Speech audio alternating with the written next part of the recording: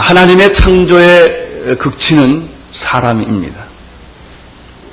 그래서 하나님은 사람을 제일 나중에 끝에 창조를 하십니다. 사람이 덜 중요해서 끝에 창조한 것이 아니라 하나님은 모든 준비를 다 하십니다. 빛을 만드시고 인간이 살 수 있는 하늘을 만들고 바다와 땅을 만드시고 온 지구의 모든 식물을 다 만드시고 그리고 동물을 만드시고 하늘의 해와 별과 달을 두시고 준비가 다 끝나던 그때 마지막 날 마지막 시간에 인간을 만드십니다. 이것은 마치 한 여자가 결혼하기 위하여 혼숙감을 준비하고 결혼 준비를 다 하고 하얀 드레스를 입고 나타나는 것과 같습니다. 여러분, 하나님은 인간을 이렇게 사랑하셨습니다. 이것이 바로 하나님께서 사람을 만드신 모습입니다. 첫째 날에는 창조의 근본인 빛을 만들어 주셨습니다. 그리고 마지막 여섯째 날에는 동물까지 다 만들어 주신 것입니다.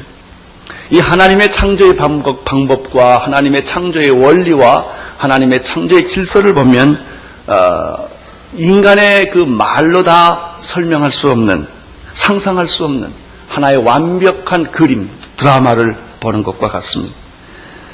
하나님의 창조에는 어느 한 구석이 잘못되거나 모자라거나 균형이 깨진 것이 없습니다. 완전한, 여러분, 완전한 것을 보면, 작품도 완전한 작품, 사람도 그런 걸 보면요, 그냥 그걸 보는 순간에 눈물이 이렇게 나는 거예요. 왜 우느냐 그러면 몰라요. 너무 완벽한 걸 보면 감동을 받습니다. 이것은 정말 신비의 극치라고 할 수가 있고 생명의 충만함이라고 설명할 수가 있습니다. 이 창조의 하나님의 이 완벽한 창조의 꽃이 인간이에요. 이 창조의 중심이 인간이에요. 이 창조의 목적이 인간이에요. 왜 빛을 만드시고 왜 하늘을 만드시고 왜 바다와 육지와 그리고 모든 식물과 동물들을 만드셨는가? 여러분을 위해서요. 나를 위해서. 하나님이 내가 밤에 심심하고 외로울까봐 창공에 별을 두셨어요. 길거리 다니면 꽃을 보게 해주셨어요. 나비를 보게 해주시고 그리고 시냇가에서 손을 씻도록 만들어주시고 마음껏 먹고 마실 수 있도록 과일을 주시고 그렇게 하나님이 만드셨습니다. 우리는 인간을 만드시는 하나님을 볼 때 하나님 인간을 그냥 만들지 아니하시고 완벽하게 준비를 다 마치시고 난 다음에 마지막 날 마지막 시간에 여러분을 만드셨다는 것입니다. 하나님은 어떤 분이십니까? 하나님은 하나님이세요. 하나님께서 무엇이 부족하셔서 피조물을 만들었겠습니까? 하나님은 찬양이 굶주려서 왜 인간을 만들었겠습니까? 그렇지 않아요. 하나님은 우리를 만드셨는데 하나님이 인간이 필요해서 만든 것이 아니라 인간을 사랑하기 위하여 인간과 교제하기 위하여 하나님은 인간을 만드셨습니다. 여러분, 결혼이라는 것이 남자가 여자를 이용하기 위해서 결혼하는 거 아니죠. 여자는 아기 낳는 수단이 아니죠. 여자는 성적인 대상이 아니죠. 여러분, 왜 결혼합니까? 남자를 이용하기 위해서 결혼합니까? 아니죠. 사랑하기 때문에. 청소할 사람이 필요해서 여자가 필요합니까? 아니죠. 하나님이 인간을 만드실 때 우리를 사랑하시기 때문에 하나님은 우리와 교제하고 싶으셔서 하나님은 우리를 축복하고 싶으셔서 하나님의 이 엄청난 사랑을 나누고 싶으셔서 사람을 만드셨어요. 너무나 사랑하는 대상이기 때문에 하나님은 하나님이 할 수 있는 모든 준비를 미리 다 만드시고 그것을 다스리고 그것을 지배하고 그것을 누리고 그것을 향유할 수 있는 인간을 맨 마지막에 만들어 주셨다는 사실을 우리는 이 창세기에서 배우게 됩니다. 26절을 보시겠습니다. 26절 시작.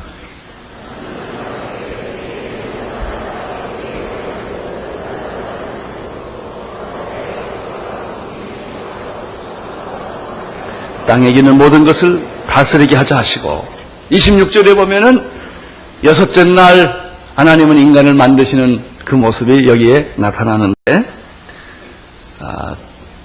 하나님은 모든 것을 다 준비하시고 제일 나중에 클라이막스로, 꽃으로 인간을 만드셨다는 사실을 우리가 먼저 보았습니다. 두 번째, 인간을 만드시는 특징이 하나 나타납니다. 하나님은 인간을 어떻게 만드셨는가? 첫째 날, 둘째 날, 셋째 날, 넷째 날, 다섯째 날, 여섯째 날 만드시던 방법과는 전혀 다른 방법으로 인간을 만드셨다는 사실이 26절에 있습니다. 여기 보면 빛이 있으라 하심에 빛이 있었더라. 하나님이 가라사대 있으라 하심에 있었더라가 여섯 번째 창조의 방법이에요. 궁창이 있으라, 땅이 있으라, 물이 한 곳으로 모여라, 식물들과 풀과 채소와 과일들이 있으라, 동물들이 있으라, 짐승들이 있으라, 기어다니는 것이 있으라, 그대로 다 됩니다. 인간은 그렇게 안 만드십니다. 하나님이 인간을 만드실 때는 26절에 보면은 회의를 하셨다는 것입니다. 의논을 하셨다. 여러분, 사람이 제일 기분 나쁠 때가 어떠냐면 의논하지 않고 뭘 시키는 거 기분 나빠요. 그렇죠? 그런데 의논하고 하면 틀린 것도 다 용납해요. 의논했으니까. 부부싸움의 거의 대부분이 일방적으로 한 것 때문에 그래요. 의논하고 했으면 별 문제가 없을 거예요. 하나님이 첫째 날부터 여섯째 날까지는 하나님이 마음대로 가서 빛이 있으라 하면 빛이 있었다. 이렇게 돼 있어요. 여섯째 날은 보십시오. 하나님이 가라사대 우리의 무엇대로? 형상대로, 우리의 모양대로 우리가 사람을 만들자라고 한 것을 보면 하나님들끼리 회의를 한 것을 알 수가 있습니다. 인간을 어떻게 만들까? 어떤 모양으로? 어떤 목적으로? 어떤 사명을 줄까? 어떤 기능을 줄까?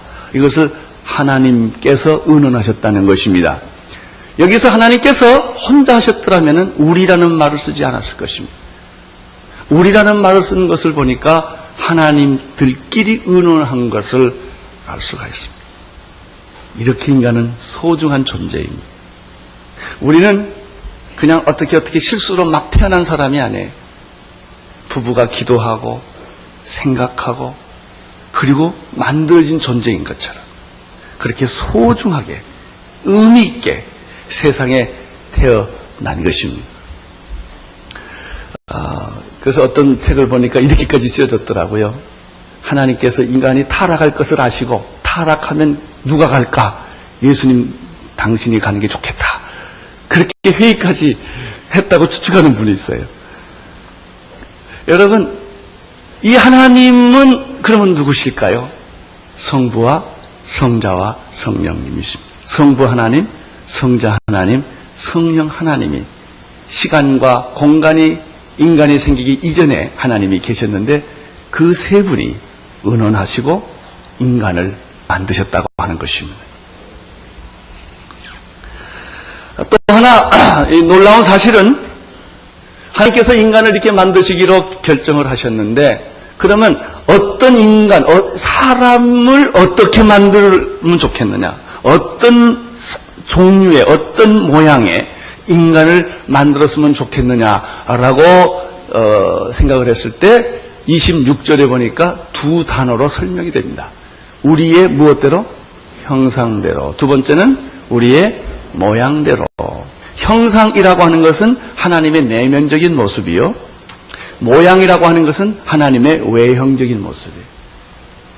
하나님께서 동물과 달리 인간은 하나님의 형상대로 하나님의 모양대로 그대로 카피해서 하나님의 형상과 모양이 있기 때문에 인간은 하나님과 특별한 관계와 교제와 사랑과 축복을 나눌 수 있는 파트너로 만드셨다는 것입니다. 이 지구상에 존재한 어떤 피조물도 하나님의 형상과 모양을 넣어서 만든 피조물은 인간 외에는 없습니다. 여기서 우리는 굉장히 중요한 사실 하나를 유도해낼 수 있습니다. 그것은 인간은 짐승과 다르다는 것입니다. 여러분, 하나님을 믿지 않는 사상에는 근본적으로 뭐가 있는 줄 아세요? 인간은 동물이라는 거예요. 동물학적인 관점에서 인간을 관찰하는 것이죠. 뭐 별게 있냐 이게 인간이. 인간이 별게 있냐 이게. 동물이나 인간이나 무슨 차이가 있느냐 이게. 사람들이 다 동물처럼 사는 거예요. 제가 지난주에 말했지만 나는 개다 그러고 사니까. 여러분은 개가 아닙니다. 여러분은 말이 아니에요. 여러분은 짐승이 아니에요. 인간은 짐승의 형상을 가지고 이 죄를 짓고 난 다음부터는 자꾸 인간의 본능은 짐승이 되려는 거예요. 인간이 하나님을 되려는 노력보다는 인간이 자꾸 짐승이 되어가는 이 세상 문화라고 하는 것은 짐승의 문화입니다. 계시록에는 두 짐승에 관한 얘기, 땅에서 나오는 짐승과 바다에서 나오는 짐승이 이 말세의 세상을 이 창녀들, 음녀들하고 관계를 해서 마지막 말세를 가져간다고 그러지 않습니까? 전부 짐승. 반은 인간이고 반은 짐승이에요. 그러니 인간의 그 영광스러운 모습을 다 잊어버리고 하나님이 창조해 주신 그 아름다운 모습은 다 잊어버리고 인간이 이렇게 마귀처럼 변해가고 있는 것이 현대입니다. 세상에. 우리는 다시 이것을 회복해야 될 줄로 믿습니다. 하나님이 창조해 주신 본래 그 모습대로 인간대로. 그러면 인간이 하나님의 형상과 모양으로 지음받았다라는 뜻은 무엇일까요? 인간이 신적인 존재라는 거예요. 인간은 신의 성품에 참여할 수 있는 존재라는 것이죠. 인간은 죄가 없을 때는 하나님과 영원히 교제하며 관계를 갖는, 마치 내가 내 아들을 낳으면 내게 있는 유전 인자가 내 아들에게 들어가서 내 모양을 가지고 있는 것처럼 우리는 다 하나님의 유전 인자를 가지고 세상에 태어난 존재라는 거예요. 그렇게 우리는 고귀하고 아름답고 엄청난 축복의 존재로, 천사들을 심판할 수 있는 존재로 하나님이 인간을 이렇게 만들어 주었음에도 불구하고 나 자신을 포함해서 우리들이 경험하는 인간의 역사 같은 것은 저주와 전쟁과 미움과 살인과 모든 지저분한 것들로 가득 차 있는, 오늘 우리 주변에 보고 있는 모든 역사는 다 그런 거예요. 모든 역사는 다 이렇게 기대할 만한 사람한테 가보면 다 실망하고 절망하고. 도대체 이것이 인간일까? 예? 자식이 아버지를 죽이고 이게 인간일까? 우리는 인간임을 포기한 수많은 사람들을 보고 있는 것이죠. 그러나 오늘 성경은 우리에게 말합니다. 인간은 그런 존재가 아니다. 인간은 동물이 아니다. 인간은 짐승이 아니다. 무엇으로 지음받은 존재다?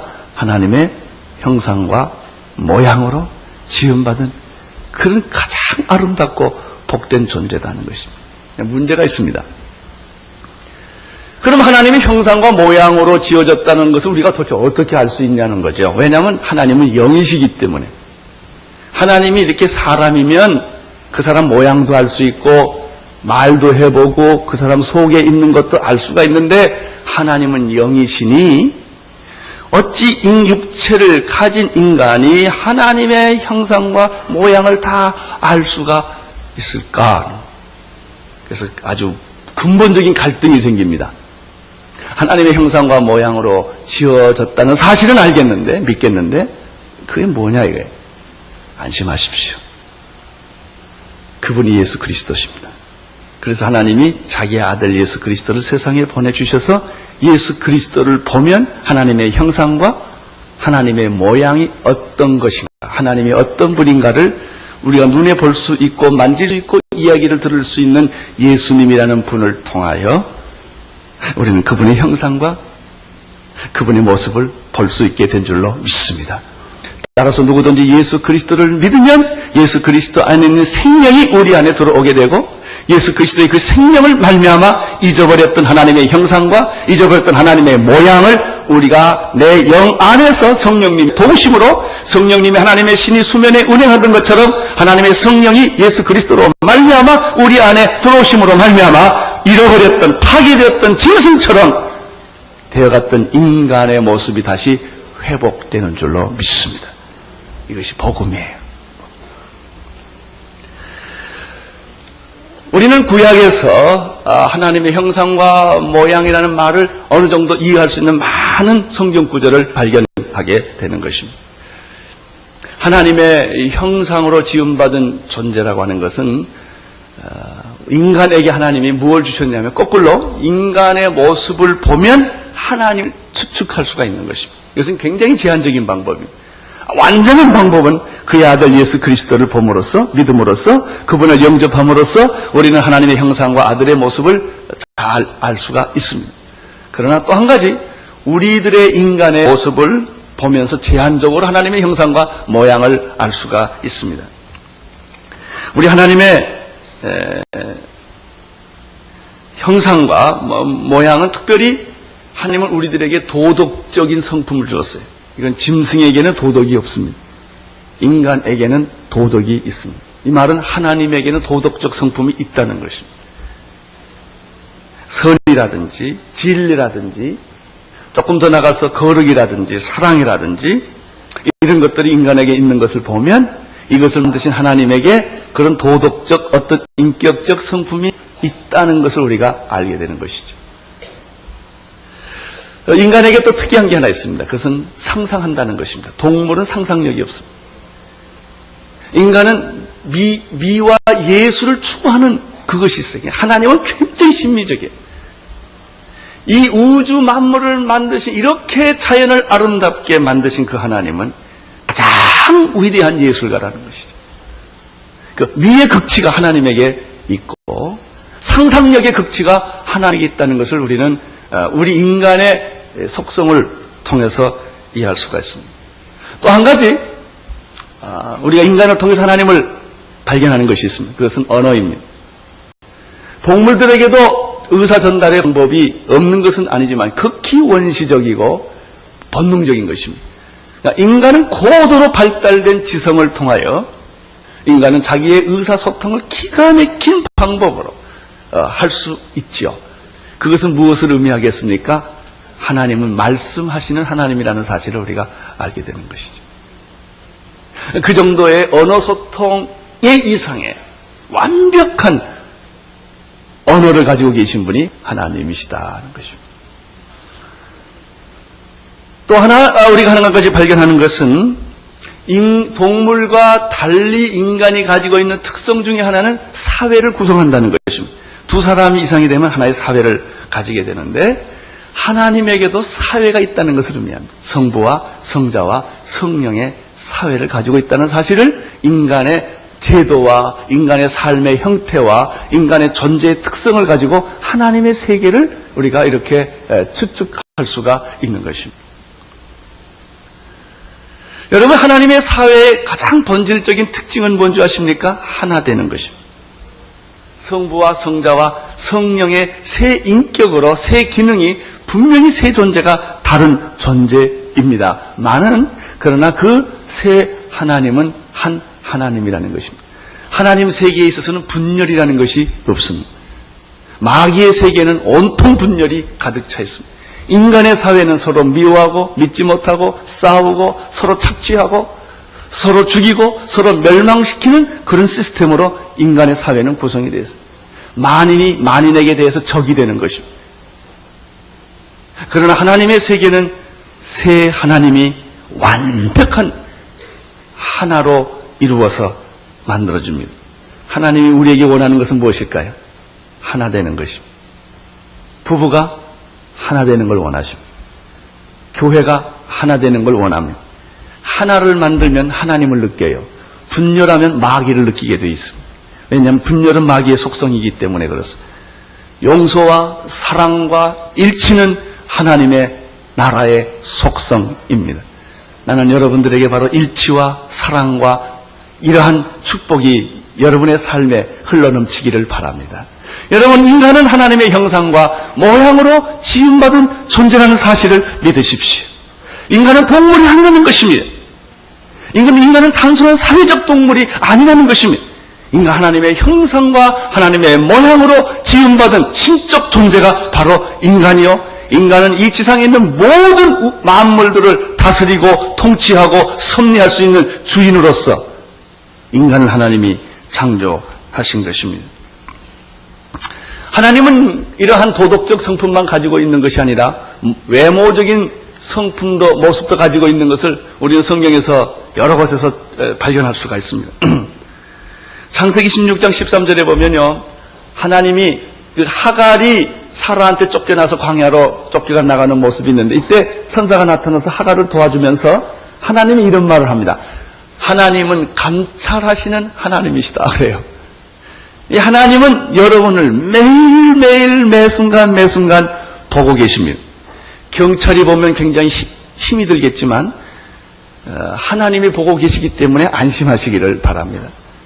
누가 나를 잡을 때 수사관이 날 잡으면 굉장히 불안합니다. 경찰이 날 잡으면 불안해지죠. 그러나 여러분의 어깨를 치고 계시는 분이 하나님이라는 사실을 기억하시기를 바랍니다.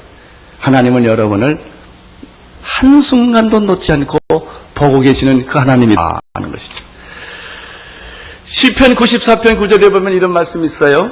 귀를 지으신 자가 듣지 아니하시랴, 눈을 만드신 자가 보지 아니하랴. 하나님은 내가 가지고 있는 이런 형태의 귀는 가지고 있지 않지만 내가 듣는 기능은 다 가지고 계신다. 왜? 듣는 귀를 만드시는 분이 듣는 개념이 없이 어찌 듣는 귀를 만드시겠어요? 내 눈을 만드신 분이 나 같은 눈은 아니지만 우리를 눈동자처럼 지키시며 보호하시는 그런 나를 보고 계시는 하나님이시라는 사실을 우리는 이런 것을 통해서 알 수가 있죠. 창세기 8장 보면 재밌는 말이에요. 하나님이 냄새를 맡으신. 노아 홍수 지나고 난 다음에 노아가 하나님 앞에 번제를 드립니다. 그때 하나님께서 그 향기를 흠양하시고, 하나님은 여러분의 냄새를 다 맡으신 분이시다. 저는 여기서 하나님이 멀리 계시는 어떤 이론이 아니라 내 옆에 가까이 계시는 내 아버지 같고, 음식을 먹을 때 나도 냄새 맡고 우리 아버지도 냄새 맡으시는 그런 하나님을 이렇게 느끼게 되시고, 나의 어깨에 손을 얹어주시고, 내가 실망할 때 용기를 부어주시고, 이렇게 세워주시는 그런 그 하나님을 이런 표현을 통해서 느끼게 되는 것입니다. 하나님은 여러분을 만지세요. 야곱의 환도뼈를 치시고 환도뼈에 큰 힘줄을 치시는 하나님. 하나님은 여러분의 육체에 손을 대신다. 어떤 때는 예수님을 통하여 여러분 눈을 만지시기도 하시고, 여러분의 안전뱅이를 만져주시기도 하시고, 여러분의 상한 심령을 만져주시는 분이 바로 그 하나님이시죠. 그분이 예수님을 통하여 여러분 와서 그렇게 하시고 성령님을 통하여 그렇게 안수해 주시는 줄로 믿습니다.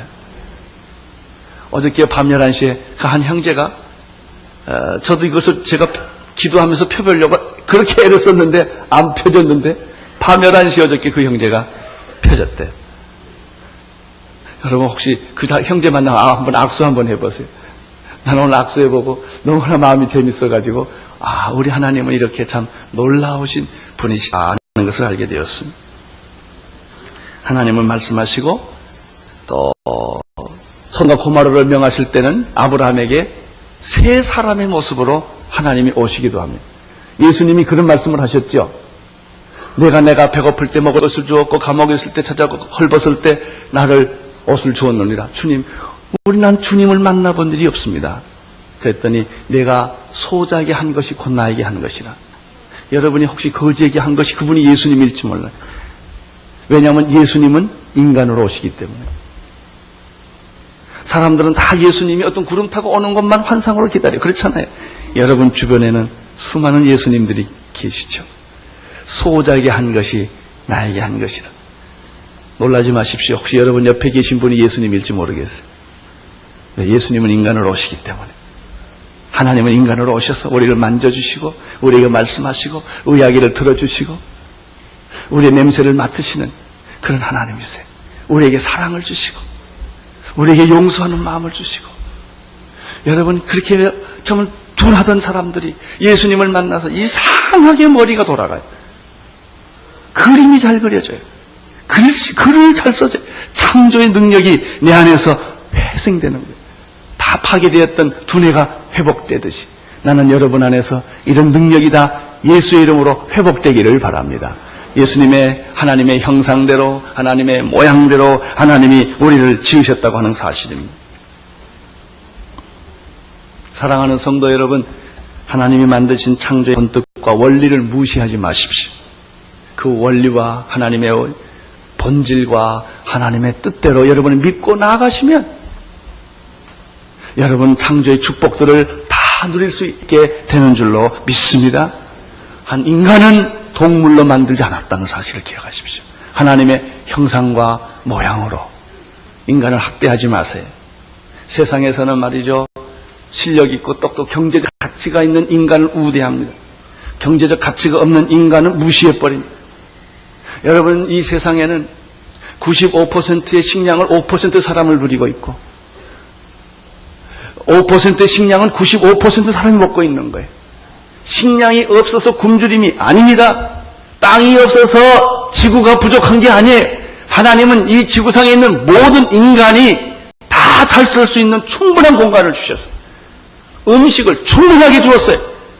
그럼 왜 사람들이 전쟁하고 이렇게 못 사느냐? 인간이 이기적인 목적으로, 동물적인 목적으로 식량을 점령하고 땅을 점령하고 독점하기 때문에, 그것을 자기의 무기로 삼기 때문에 세상은 순식간에 지옥이 돼버린 것 뿐이에요.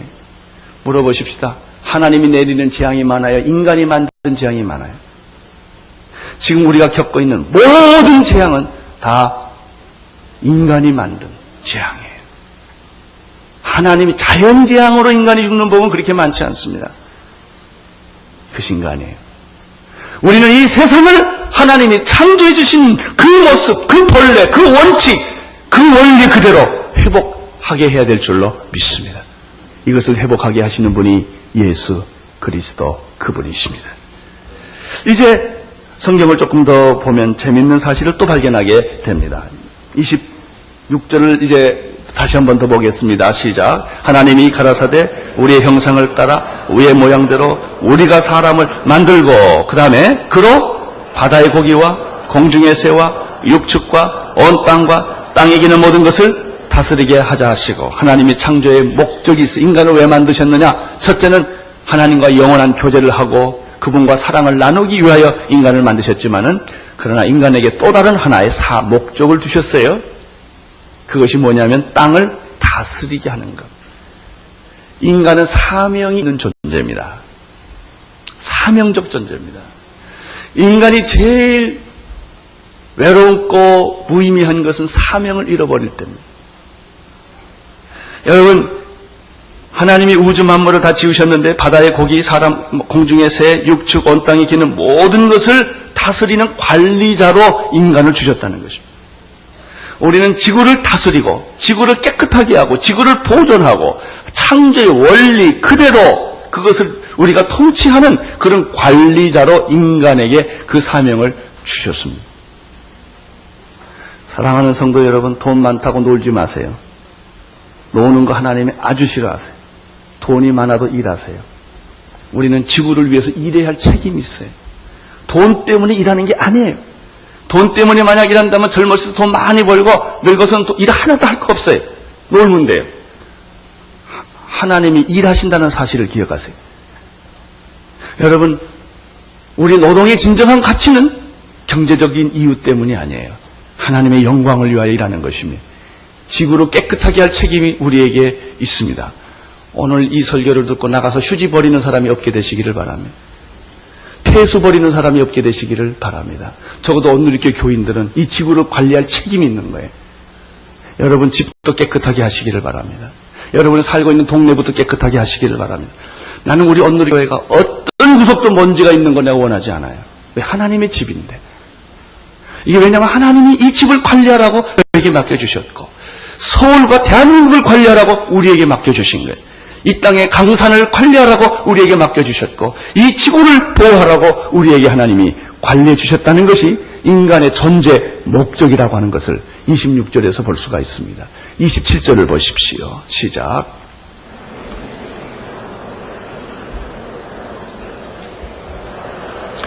하나님이 인간을 창조하셔서 이런 숭고한 지구를 관리하는 목적, 창조를 관리하는 목적을 우리에게 주셨는데, 그러나 더 놀라운 사실 하나 있어요. 하나님이 사람을 만들 때 남자만 만들지 않게 하시고 여자만 만들지 않게 하시고 남자를 여자의 종으로 만들지 않으시고 여자를 남자의 종으로 만들지 아니하시고 남자와 여자를 똑같이 창조해 주셨다는 사실입니다.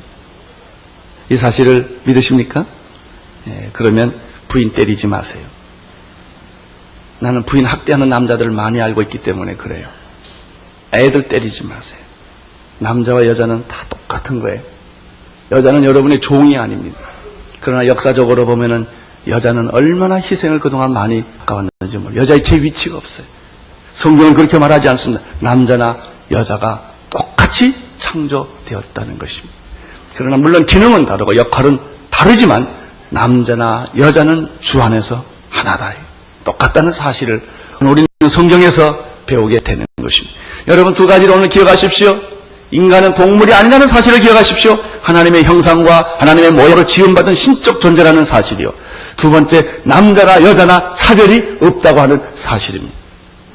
그러나 남자나 여자나 하나님이 만드셨지만은 남자와 여자가 만들어져라 이렇게 하지 않았어요. 남자를 먼저 만드시고 참 놀라워요. 그 남자의 갈비뼈에서 누구를 만들었어요? 여자를 만들므로 말미암아 이 남자와 여자는 독립적 존재가 아니라는 거예요. 따로따로 살지 마세요. 독립적 존재가 아니에요. 한방 쓰세요. 별거 하지 마세요. 독립적 존재가 아니에요. 인간은 같이 붙어 살라고 남자 여자를 만들어줬습니다. 그래서 여자를 어디서 뺐어요? 갈비뼈에서. 내 뼈 중에 뼈요?